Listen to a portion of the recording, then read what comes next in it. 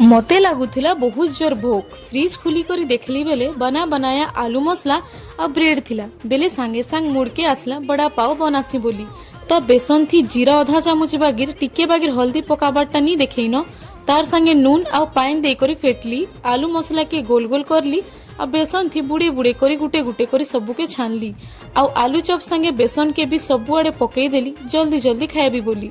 आलू चॉप के पहला पकड़ी नु अलगाली तार परे पकड़ी के आउ टिके छानी सारला के लेसुन के भाजली पकड़ी संगे भाजला लेसुन नून मिर्चा पाउडर दे करी सुखा पाउडर टे बनाली आउ माँ के कहली ग्रीन चटनी बनाबा लगी। तो इने सबू किछि खाएबा के पूरा सेट ही गला।